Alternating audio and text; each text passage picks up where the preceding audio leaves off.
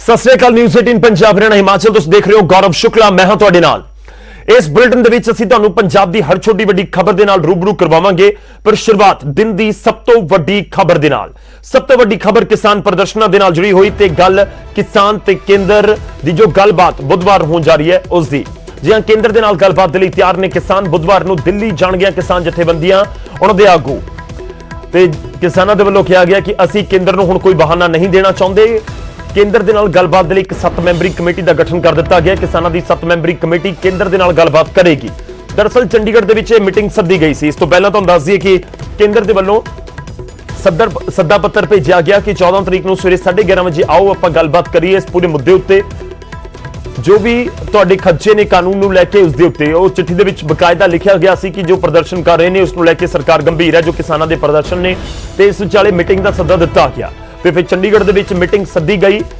किसान जथेबंदियां दे वल्लों करीब 29 जथेबंदियां इत्थे पहुंचियां होईयां सन। उन्हां दे आगू आपस दे विच बैठे कई घंटे तक चर्चा की गई, मंथन किया गया कि केंद्र दी सरकार जो कह रही है उस दे उत्ते अमल किया जाए, कि उन्हां दे नाल गलबात नूं अगे वधाया जाए, गलबात नूं तोड़िया जाए।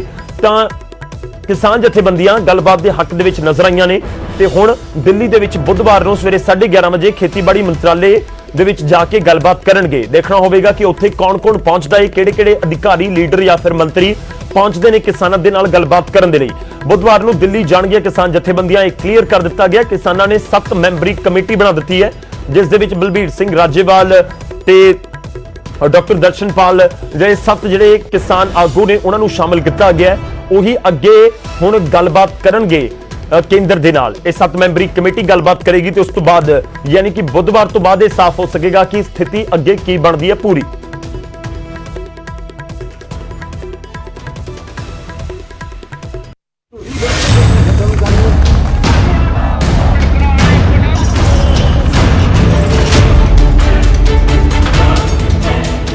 आखिरकार खेती कानूनों के खिलाफ अंदोलन कर रही पंजाब दी 29 किसान जथेबंदियां ने केंद्र का दूजा सद्दा कबूल कर लिया। बुधवार नूं यह जथेबंदियां दिल्ली च केंद्र सरकार दे नाल खेती कानूनों नूं लैके गलबात करनगियां। 29 जथेबंदियां दे नुमाइंदे इस मीटिंग दे विच शामिल होणगे, पर गलबात दे लई किसानां ने एक 7 मैंबरी कमेटी का गठन किया है, जिस दे विच बलबीर सिंह राजेवाल, डॉक्टर दर्शनपाल सिंह, मनजीत सिंह, जगमोहन सिंह, कुलवंत सिंह, सुरजीत सिंह ते सतनाम सिंह सानी दे नाम शामिल ने। यह 7 मैंबरी कमेटी मीटिंग दौरान केंद्र के अगे किसानों का पक्ष रखेगी। किसानों दी मुख्य रूप दे विच 3 वड्डियां मंगां ने। नवे खेती कानून रद्द किए जाण, MSP नूं कानून का हिस्सा बनाया जाए ते स्वामीनाथन की रिपोर्ट लागू की जाए।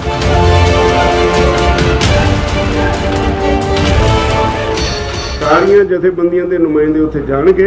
7 मैंबरी कमेटी है जिहड़ी गलबात करेगी। जिस तरह चीफ मिनिस्टर दे मीटिंग दे विच 5 बंदियां नूं दित्ते सी अधिकार, उन्होंने सारा केस रखिया। उस तरह बहुत वैल डिसिप्लिनड होएगी यह जिहड़ी मीटिंग है। 7 बंदे ही बोलणगे, ओहदी असीं कमेटी बना दी। किसान आगुआं ने पंजाब सरकार दे वल्लों बनाई मंत्रियों की 3 मैंबरी कमेटी दे नाल भी मुलाकात की, जिस दे विच किसानां ने मंग की कि पंजाब सरकार विधान सभा का इजलास बुला के नवे खेती कानूनों के खिलाफ मता पास करे।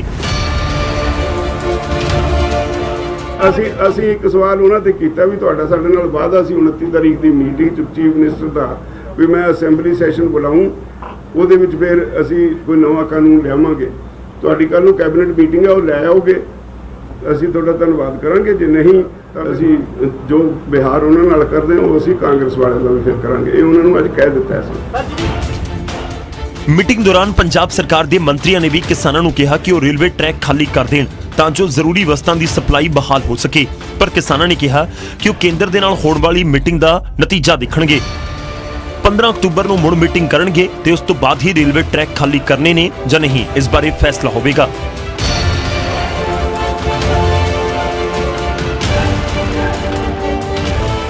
पंजाब सरकार ने कहा भी रेलां ना रोको, ਅਸੀਂ ਉਹਨਾਂ ਨੂੰ ਕਿਹਾ ਵੀ ਅਸੀਂ 15 ਤਰੀਕ ਨੂੰ ਮੀਟਿੰਗ ਆ, ਉਹਦੇ ਪਹਿਲਾਂ ਅਸੀਂ ਕੁਝ ਨਹੀਂ ਕਹਿ ਸਕਦੇ।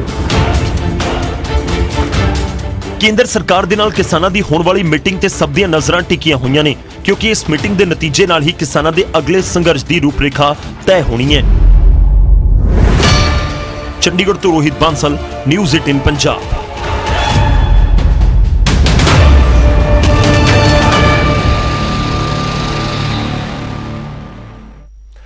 ਤੇ ਕਿਸਾਨਾਂ ਦੇ ਵੱਲੋਂ ਸਾਫ਼ ਕਰ ਦਿੱਤਾ ਗਿਆ ਕਿ ਕੇਂਦਰ ਦਾ ਸੱਦਾ ਉਹਨਾਂ ਨੂੰ ਕਬੂਲ ਹੈ, ਪਰ ਦੂਜੇ ਪਾਸੇ ਧਰਨੇ ਪ੍ਰਦਰਸ਼ਨ ਜਾਰੀ ਰਹਿਣਗੇ, ਉਹ ਅਸੀਂ ਫਿਲਹਾਲ ਖਤਮ ਨਹੀਂ ਕਰ ਰਹੇ।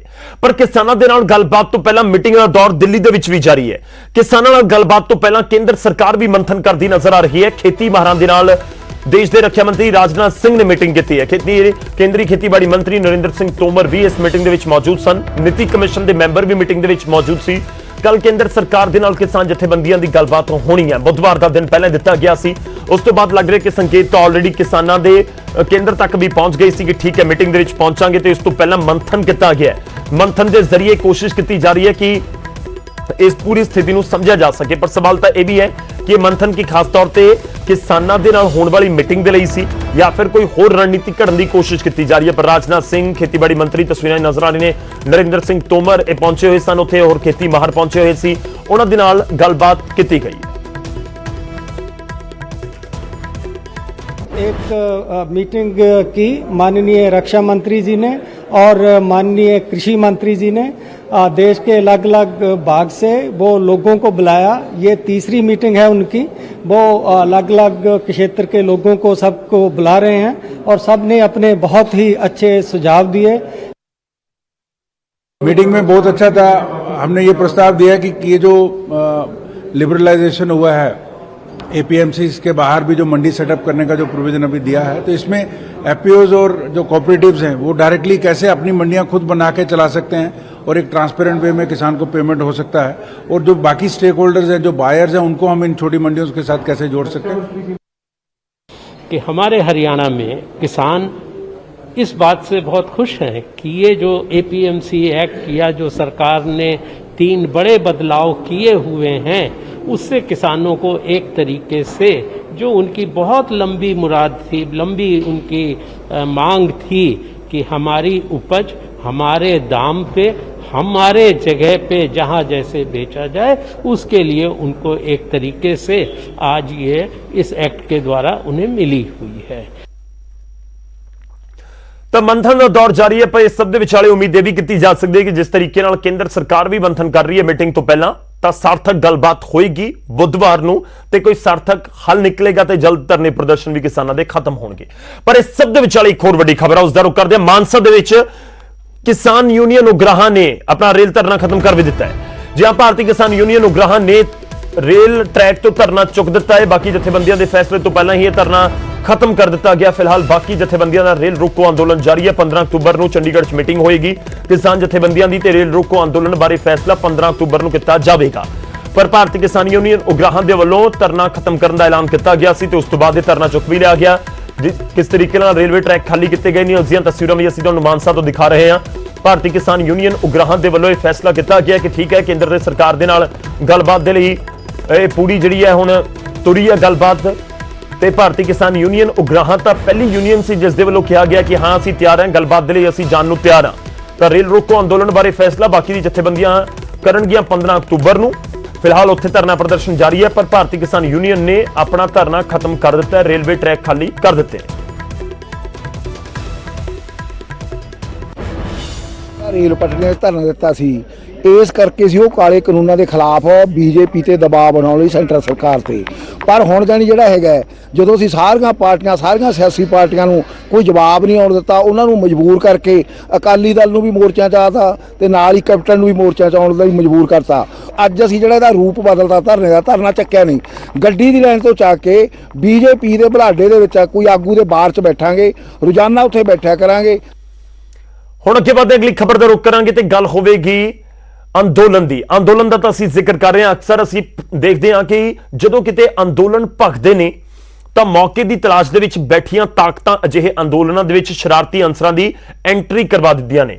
ਨਵੇਂ ਖੇਤੀ ਕਾਨੂੰਨਾਂ ਦੇ ਖਿਲਾਫ ਪੰਜਾਬ ਭਰ ਦੇ ਵਿੱਚ ਕਿਸਾਨਾਂ ਦੇ ਧਰਨੇ ਜਾਰੀ ਨੇ ਕਿ ਇਹ ਧਰਨਿਆਂ ਦੇ ਵਿੱਚ ਵੀ ਸ਼ਰਾਰਤੀ ਅੰਸਰ ਵੜ ਦਿੱਤੇ ਗਏ ਨੇ। ਚੁਲਾਂਗ ਟੋਲ ਪਲਾਜ਼ਾ ਤੇ ਕਿਸਾਨਾਂ ਦੇ ਧਰਨੇ ਦੇ ਕੋਲ ਪੰਜਾਬ ਬੀਜੇਪੀ ਪ੍ਰਧਾਨ ਅਸ਼ਵਨੀ ਸ਼ਰਮਾ ਤੇ ਹੋਏ ਹਮਲੇ ਨੇ ਇਸ ਬਹਿਸ ਨੂੰ ਜਨਮ ਦਿੱਤਾ ਹੈ। ਕਿਤੇ ਇਹ ਹਮਲਾ ਕਿਸਾਨੀ ਅੰਦੋਲਨ ਨੂੰ ਤਾਰਪੀੜ ਕਰਨ ਦੀ ਕੋਸ਼ਿਸ਼ ਤਾਂ ਨਹੀਂ।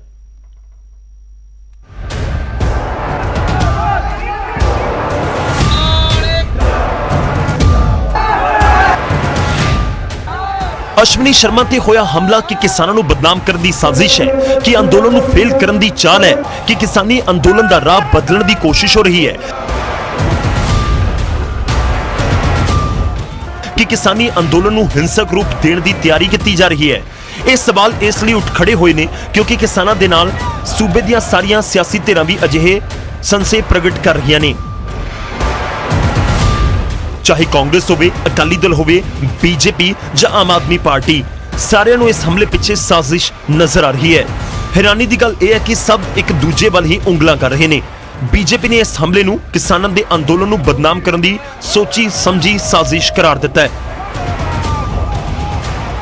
ਮੇਰੀ ਪਾਰਟੀ ਦੀਆਂ ਬੈਠਕਾਂ ਸੀ ਕੁਝ ਜਿਹੜੀਆਂ ਸਵੇਰੇ 11 ਵਜੇ ਤੋਂ ਲੈ ਕੇ ਸ਼ਾਮ ਲਗਭਗ 6:30 ਵਜੇ ਤੱਕ ਚੱਲੀਆਂ। 6:40 ਤੇ ਮੈਂ ਉੱਥੋਂ ਚੱਲਿਆ। ਜਿੱਥੇ ਮੇਰੀਆਂ ਮੀਟਿੰਗਾਂ ਸੀ ਉਹਦੇ ਬਿਲਕੁਲ ਮੋਹਰੇ 10 ਮੀਟਰ ਦੀ ਵੀ ਦੂਰੀ ਨਹੀਂ ਸੀ। 20-25-30 ਲੋਕਾਂ ਨੂੰ ਇਹਨਾਂ ਨੇ ਕਿਸਾਨ ਬਣਾ ਕੇ ਬਿਠਾਇਆ ਹੋਇਆ ਸੀ ਔਰ ਉਹਨਾਂ 'ਚ ਇੱਕ ਵੀ ਬੰਦਾ ਕਿਸਾਨ ਨਹੀਂ ਸੀ ਹੈਗਾ। ਕਿਸਾਨਾਂ ਨੂੰ ਲੈ ਕੇ ਬੀਜੇਪੀ ਦੀ ਕੇਂਦਰ ਦੀ ਸਰਕਾਰ ਪੂਰੀ ਤਰ੍ਹਾਂ ਨਾਲ ਸੰਵੇਦਨਸ਼ੀਲ ਹੈ। ਇਹ ਜਿਹੜਾ ਸਾਰਾ ਖੇਲ ਹਮਲਿਆਂ ਦਾ, ਡਰਾਉਣ ਦਾ, ਧਮਕਾਉਣ ਦਾ, ਪਿੰਡਾਂ 'ਚ ਨਹੀਂ ਆਉਣ ਦੇਣਾ, ਇਹ ਭਰਮ ਜਿਹੜਾ ਸਰਕਾਰ ਪਵਾ ਰਹੀ ਹੈ ਔਰ ਕੁਝ ਜਿਹੜੇ ਲੋਕ ਪੰਜਾਬ ਦੇ ਅੰਦਰ ਅਮਨ ਸ਼ਾਂਤੀ ਨਹੀਂ ਚਾਹੁੰਦੇ, ਇਹ ਉਹਨਾਂ ਦੁਆਰਾ ਗੜਿਆ ਗਿਆ ਔਰ ਇਹ ਕਿਸਾਨ ਅੰਦੋਲਨ ਨੂੰ ਵੀ ਬਦਨਾਮ ਕਰਨ ਦੇ ਇਨਸੀਡੈਂਟ ਕਰ ਰਹੇ ਨੇ।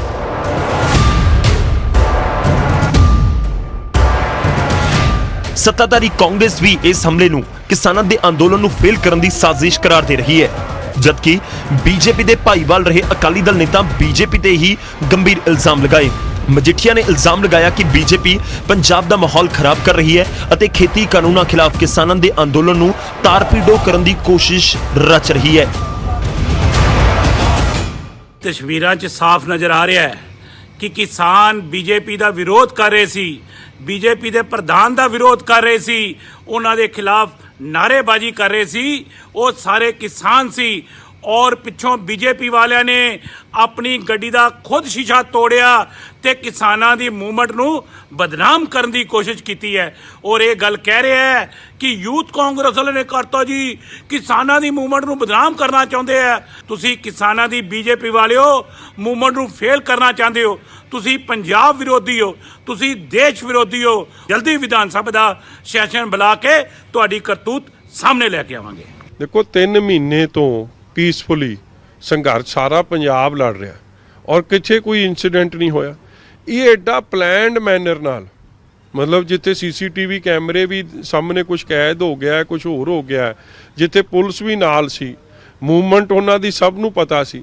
ਇਹ ਕਿਤੇ ਨਾ ਕਿਤੇ ਬੜਾ ਡਾਇਰੈਕਟਲੀ ਕਾਂਗਰਸ ਪਾਰਟੀ ਦੀ ਸ਼ਰਾਰਤ ਔਰ ਇੱਕ ਪੀਸਫੁਲ ਪ੍ਰੋਟੈਸਟ ਨੂੰ, ਪੀਸਫੁਲ ਸੰਘਰਸ਼ ਨੂੰ ਡੀਰੇਲ ਕਰਨ ਦੀ ਸਾਜ਼ਿਸ਼ ਨੇ।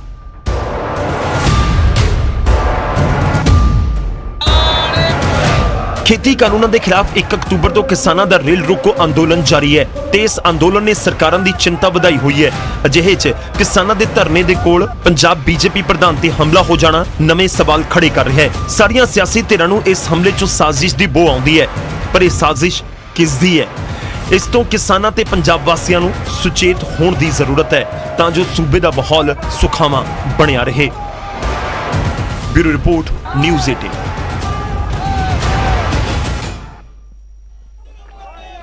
ਤਾਂ ਲਾਜ਼ਮੀ ਤੌਰ ਤੇ ਇਸ ਸਮੇਂ ਇਸ ਚੀਜ਼ ਨੂੰ ਧਿਆਨ ਦੇ ਵਿੱਚ ਰੱਖਣਾ ਹੋਵੇਗਾ ਕਿ ਕਿਤੇ ਮਾਹੌਲ ਖਰਾਬ ਕਰਨ ਦੀ ਕੋਸ਼ਿਸ਼ ਨਾ ਹੋਵੇ। ਪਰ ਬੀਜੇਪੀ ਦੇ ਆਗੂ ਜ਼ਰੂਰ ਭੜਕੇ ਹੋਏ ਨਜ਼ਰ ਆਏ। ਬੀਜੇਪੀ ਦੇ ਆਗੂਆਂ ਦੇ ਵੱਲੋਂ ਜ਼ਬਰਦਸਤ ਪ੍ਰਦਰਸ਼ਨ ਪੰਜਾਬ ਭਰ ਦੇ ਵਿੱਚ ਕੀਤੇ ਗਏ। ਅਸ਼ਵਨੀ ਸ਼ਰਮਾ ਤੇ ਹੋਏ ਹਮਲੇ ਤੋਂ ਬਾਅਦ ਬੀਜੇਪੀ ਦੇ ਆਗੂਆਂ ਦੇ ਵੱਲੋਂ ਇਹ ਪ੍ਰਦਰਸ਼ਨ ਕੀਤੇ ਗਏ ਨੇ। 5 ਤਸਵੀਰਾਂ ਤੁਹਾਡੇ ਸਾਹਮਣੇ। ਜਲੰਧਰ, ਗੁਰਦਾਸਪੁਰ, ਅੰਮ੍ਰਿਤਸਰ, ਪਠਾਨਕੋਟ, ਬਰਨਾਲਾ, ਸਾਰੇ ਜ਼ਿਲ੍ਹਿਆਂ ਦੇ ਵਿੱਚ ਡੀਸੀ ਦਫ਼ਤਰਾਂ ਦੇ ਬਾਹਰ 2 ਘੰਟੇ ਦੇ ਲਈ ਦੁਪਹਿਰੇ 2 ਵਜੇ ਤੋਂ 4 ਵਜੇ ਤੱਕ ਇਹ ਧਰਨੇ ਪ੍ਰਦਰਸ਼ਨ ਕੀਤੇ ਗਏ। ਬੀਜੇਪੀ ਆਗੂਆਂ ਨੇ ਇਲਜ਼ਾਮ ਲਗਾਇਆ ਕਿ ਸਰਕਾਰ ਨੇ ਹਮਲਾ ਕਰਵਾਇਆ ਹੈ। ਪੰਜਾਬ ਯੂਥ ਕਾਂਗਰਸ ਨੂੰ ਖਾਸ ਤੌਰ ਤੇ ਟਾਰਗੇਟ ਕੀਤਾ ਜਾ ਰਿਹਾ ਹੈ। ਸੋਮਵਾਰ ਦੇਰ ਰਾਤ ਟਾਂਡਾ ਦੇ ਵਿੱਚ ਅਸ਼ਵਨੀ ਸ਼ਰਮਾ ਦੇ ਉੱਤੇ ਹਮਲਾ ਹੋਇਆ ਸੀ, ਜਿਸ ਨੂੰ ਲੈ ਕੇ ਇਹ ਧਰਨੇ ਪ੍ਰਦਰਸ਼ਨ ਕੀਤੇ ਗਏ। ਬ੍ਰੇਕ ਤੋਂ ਬਾਅਦ ਇੱਕ ਵਾਰ ਫਿਰ ਤੋਂ ਤੁਹਾਡਾ ਸਵਾਗਤ ਹੈ। ਹੁਣ ਗੱਲ ਬਿਕਰਮ ਮਜੀਠੀਆ ਦੀ, ਜੋ ਪਹੁੰਚੇ ਨੇ ਵਿਧਾਨ ਸਭਾ ਸਪੀਕਰ ਦੇ ਨਾਲ ਮੁਲਾਕਾਤ ਕਰਨ ਦੇ ਲਈ। ਅਕਾਲੀ ਆਗੂ ਬਿਕਰਮ ਮਜੀਠੀਆ ਨੇ ਵਿਧਾਨ ਸਭਾ ਸਪੀਕਰ ਦੇ ਨਾਲ ਮੁਲਾਕਾਤ ਕੀਤੀ ਹੈ ਤੇ ਸਪੀਕਰ ਰਾਣਾ KP ਸਿੰਘ ਨੂੰ ਸੈਸ਼ਨ ਬੁਲਾਉਣ ਦੀ ਮੰਗ ਕੀਤੀ ਤੇ ਮੰਗ ਕੀਤੀ ਕਿ ਵਿਧਾਨ ਸਭਾ ਦੇ ਵਿੱਚ ਸੈਸ਼ਨ ਸੱਦਿਆ ਜਾਵੇ ਤੇ 3 ਖੇਤੀ ਕਾਨੂੰਨ ਜੋ ਕੇਂਦਰ ਨੇ ਲਿਆਂਦੇ ਨੇ ਰੱਦ ਕੀਤੇ ਜਾਣ ਵਿਧਾਨ ਸਭਾ ਦੇ ਅੰਦਰ, ਪੰਜਾਬ ਵਿਧਾਨ ਸਭਾ ਦੇ ਵੱਲੋਂ। ਤੇ ਨਾਲ ਹੀ ਇਹ ਵੀ ਮੰਗ ਕੀਤੀ ਗਈ ਕਿ 2017 ਦੇ ਵਿੱਚ ਪੰਜਾਬ ਦੇ ਵੱਲੋਂ ਬਣਾਇਆ ਕਾਨੂੰਨ ਵੀ ਰੱਦ ਕੀਤਾ ਜਾਵੇ, ਪੂਰੇ ਪੰਜਾਬ ਨੂੰ ਮੰਡੀ ਵੀ ਐਲਾਨਿਆ ਜਾਵੇ। ਇਹ ਸੁਖਬੀਰ ਬਾਦਲ ਵੀ ਲਗਾਤਾਰ ਮੰਗ ਕਰਦੇ ਆਏ ਨੇ। ਕੁਝ ਹੋਰ ਆਗੂਆਂ ਦੇ ਵੱਲੋਂ ਵੀ ਮੰਗ ਕੀਤੀ ਗਈ ਹੈ ਕਿ ਪੂਰੀ ਪੰਜਾਬ ਨੂੰ ਹੀ ਅਸੀਂ ਮੰਡੀ ਬਣਾ ਦਈਏ ਤਾਂ ਕਿ ਜਿੱਥੇ ਵੀ ਖਰੀਦਦਾਰੀ ਹੁੰਦੀ ਹੈ ਕਿਸਾਨਾਂ ਦੀ ਫਸਲ ਦੀ ਤਾਂ ਉਹ ਇੱਕ ਤਰੀਕੇ ਨਾਲ ਮੰਡੀ ਦੇ ਅਧੀਨ ਹੀ ਆਵੇ, ਤਾਂ ਕਿ ਜਿਹੜਾ ਮੰਡੀ ਸਿਸਟਮ ਹੈ ਉਹ ਬਿਲਕੁਲ ਖਤਮ ਨਾ ਹੋਵੇ, ਉਸ ਨੂੰ ਦਿੱਕਤ ਨਾ ਹੋਏ। ਤਾਂ ਇਹ ਬਿਕਰਮ ਮਜੀਠੀਆ ਨੇ ਮੰਗਾਂ ਲੈ ਕੇ ਸਪੀਕਰ ਤੱਕ ਪਹੁੰਚ ਕੀਤੀ ਹੈ ਤੇ ਮੰਗ ਕੀਤੀ ਹੈ ਕਿ ਇਸ ਪੂਰੇ ਮਾਮਲੇ ਦੇ ਵਿੱਚ ਸਪੀਕਰ ਧਿਆਨ ਦੇਣ ਤੇ ਸੈਸ਼ਨ ਸੱਦਿਆ ਜਾਵੇ। ਤੁਸੀਂ ਸੈਸ਼ਨ ਸੱਦ ਹੀ ਰਹੇ ਹੋ ਤੇ ਕੱਲਾ ਇਸ ਤਰ੍ਹਾਂ ਦਾ ਸੈਸ਼ਨ ਨਾ ਹੋਵੇ ਕਿ ਆਪਣੀ ਮਨ ਕੀ ਬਾਤ ਕੀਤੀ ਤੇ ਸੱਜੇ ਖੱਬੇ ਹੋ ਗਏ। ਲੋਕੀ ਹਰ ਚੀਜ਼ ਦਾ ਸਵਾਲ ਮੰਗਦੇ, ਇਸ ਲਈ ਅਸੀਂ ਬੜੇ ਕਲੀਅਰ ਆ। ਜਿਹੜੀ ਮੋਟੀ ਭਾਸ਼ਾ ਹੁੰਦੀ ਆ, ਪੰਜਾਬੀ ਜਟਕੀ ਭਾਸ਼ਾ ਹੁੰਦੀ, ਗੱਲ 'ਚ ਗੂਠ ਦੇ ਕੇ ਸੈਸ਼ਨ ਬੁਲਾਵਾਂਗੇ। ਕਾਂਗਰਸ ਨੂੰ ਭੱਜਣ ਨਹੀਂ ਦੇਵਾਂਗੇ। ਕਾਂਗਰਸ ਨੂੰ ਇਹ ਸਾਰੇ ਹਾਲਾਤ ਜੋ ਪੰਜਾਬ 'ਚ ਬਣ ਰਹੇ ਆ ਉਹਨੂੰ ਸੈਬੋਟਾਜ, ਕਿਸਾਨੀ ਪੀਸਫੁਲ ਮੂਵਮੈਂਟ ਨੂੰ ਸੈਬੋਟਾਜ ਨਹੀਂ ਹੋਣ ਦੇਵਾਂਗੇ। ਔਰ ਜਿਸ ਤਰੀਕੇ ਨਾਲ ਕਿਸਾਨਾਂ ਨੂੰ, ਜੇ ਅੰਨਦਾਤਾ ਨੂੰ ਬਦਨਾਮ ਕਰਨ ਦੀ ਕੋਸ਼ਿਸ਼ ਸਾਜ਼ਿਸ਼ਾਂ ਚੱਲ ਰਹੀਆਂ, ਉਹ ਵੀ ਕਾਮਯਾਬ ਨਹੀਂ ਹੋਣ ਦੇਵਾਂਗੇ। ਔਰ ਜੋ ਫਿਕਸਡ ਮੈਚ ਚੱਲ ਰਿਹਾ ਦਿੱਲੀ ਨਾਲ ਪੰਜਾਬ ਸਰਕਾਰ ਦਾ, ਉਹ ਵੀ ਲੋਕਾਂ ਦੇ ਸਾਹਮਣੇ। ਤਾਂ ਅਕਾਲੀ ਦਲ ਪਹੁੰਚ ਚੁੱਕਿਆ ਸਪੀਕਰ ਦੇ ਕੋਲ। ਮੰਗ ਕੀਤੀ ਜਾ ਰਹੀ ਹੈ ਕਿ ਸੈਸ਼ਨ ਸੱਦਿਆ ਜਾਵੇ, ਪਰ ਇਸ ਸਭ ਦੇ ਵਿਚਾਲੇ ਜਾਣਕਾਰੀ ਇਹ ਵੀ ਹੈ ਕਿ 19 ਅਕਤੂਬਰ ਨੂੰ ਸੈਸ਼ਨ ਸੱਦਿਆ ਜਾ ਸਕਦਾ ਹੈ। ਹਾਲਾਂਕਿ ਇਹ ਸੂਤਰਾਂ ਦੇ ਹਵਾਲੇ ਤੋਂ ਹੀ ਖਬਰ ਹੈ। ਦੇਖਣਾ ਹੋਵੇਗਾ ਕਿ ਬੁੱਧਵਾਰ ਨੂੰ ਹੋਣ ਵਾਲੀ ਪੰਜਾਬ ਕੈਬਨਿਟ ਦੀ ਬੈਠਕ ਦੇ ਵਿੱਚ ਕੀ ਕੁਝ ਫੈਸਲਾ ਲਿਆ ਜਾਂਦਾ ਹੈ। ਅਸੀਂ ਇੱਕ ਛੋਟੇ ਜਿਹੇ ਵਕਫੇ ਦੇ ਲਈ ਰੁਕ ਰਹੇ ਹਾਂ। ਬ੍ਰੇਕ ਦੇ ਉਸ ਪਾਰ ਵੀ ਖਬਰਾਂ ਦਾ ਸਿਲਸਿਲਾ ਜਾਰੀ ਰਹੇਗਾ।